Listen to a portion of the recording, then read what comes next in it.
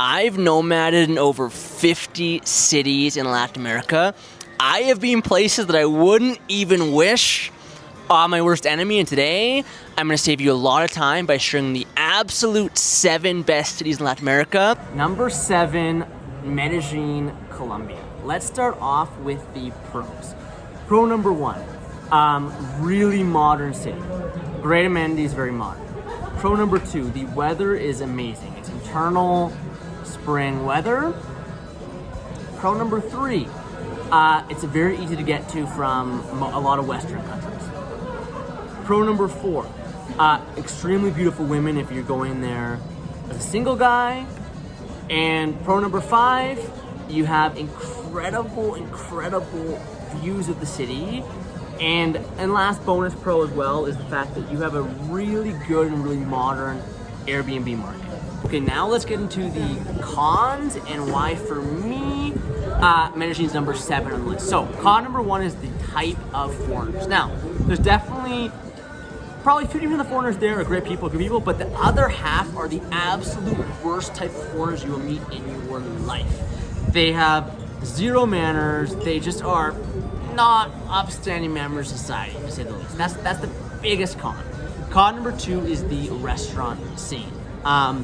You do not have a good international restaurant scene. It's actually really bad. It's horrible. Like, you're not going to get good international food management. It's horrible. But now on to city number 6, Bogota, Colombia. The mega city in Colombia, biggest city, home to 12 million people, and the cosmopolitan and financial hub of Colombia. Let's get into the pros and why put it actually above Medellin. Pro number 1, the kind of cosmopolitan scene is really good. You have really good restaurants, you have great cocktail bars, endless things to do, that kind of big city feel. Pro number 2, you have 2 of the absolute best neighborhoods in all Latin America in Zona T, Park 93. Has everything you want there. Beautiful areas, good restaurants, walkable, shopping, etc. It's just great areas. Pro number 3 is the fact that the main area is extremely walkable. Pro number 4 for the single guys, the dating scene is very good because you have a huge city with not many foreigners, obviously good looking women, all that. So really good dating scene. Now let's get into some of the unfortunate cons of Bogota and why it's number 6 and doesn't rank better in Latin America. So, con number 1 is going to be the weather. It rains a lot, it's cold for latam. That's con number 1. Con number 2 is the crime. This is not Tokyo. This is Bogota, Colombia. So you gotta be careful with your cell phone. You gotta be just, in general, careful with this shit going down.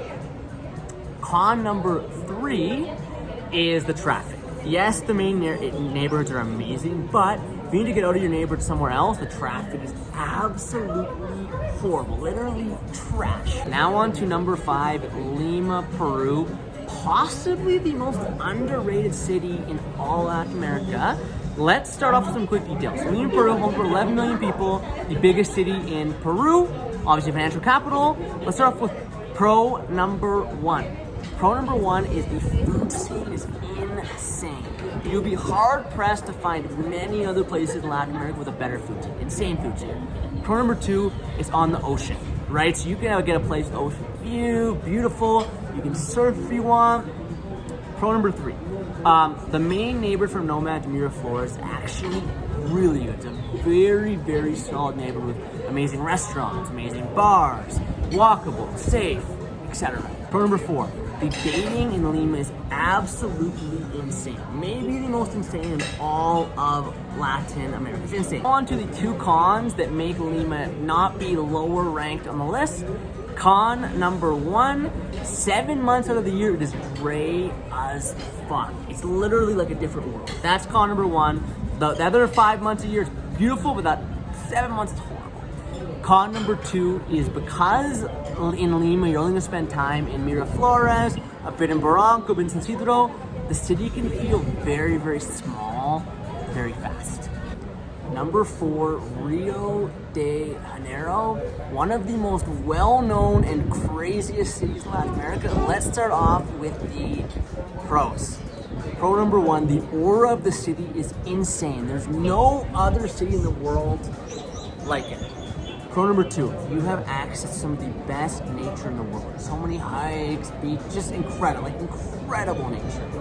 Pro number three, it is a mega city on the beach. So you have the advantages of being on a beach, and then you have the advantage of a mega city with the restaurants and bars and all the kind of cosmopolitan stuff. Now let's go into pro number four. The party scene and the kind of that vibe aspect is really, really good. Rio literally could be and should be the best, one of the best cities in the world, if not for the cons. Now, con number one, the absolute biggest con of Rio is the fact that Rio is really not safe. You always feel Rio a little on edge. Nothing happened to me, luckily, and most people, nothing happens to you. You feel on edge, like something can always go down. Con number two, not most, but a solid enough percentage of people that live in Rio and that are from Rio are scammers. They want to scam foreigners. You just gotta be careful for that aspect. And con number three, the city is just a little bit of a shithole. A lot of it was built years ago, the high rise, just kind of like a shithole vibe in some ways. But overall, great city, but those are the cons. Number three on the list, Sao Paulo, an absolute mega city, home to over 22 million people and responsible for a huge amount of the GDP in South America. Let's start off with pro number one.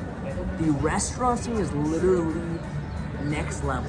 It's equivalent to a big city in the first world. It's an incredible restaurant scene, incredibly good. Pro number two, you always have endless things to do. Whether you want to go to the cigar lounges there, the restaurants, the bars, the new venues, the concerts, endless things to do. Number three, you have access to some of the quote-unquote highest IQ locals in the whole region, so you can meet great people, you can have good conversations, you just get kind of that big city kind of feel that's awesome. Now let's get into the cons. Con number one, again, is it is not the most walkable city. Like, yes, the neighborhood you stay is probably walkable, but it's not a beautiful walk, and then you gotta go from your neighbor to the next neighbor. It's not the most walkable city.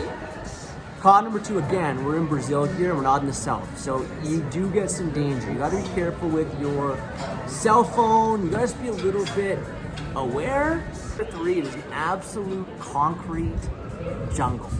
This is not like a Toronto or a Dubai or New York where it's like a really pretty skyline. This is a concrete jungle. It's an ugly city. City number two, Buenos Aires, Argentina. Again, one of the most famous cities in the whole region. Let's start off with pro number one. Super safe for Latin America. Stuff happens, big city, but it's really very safe for Latin America.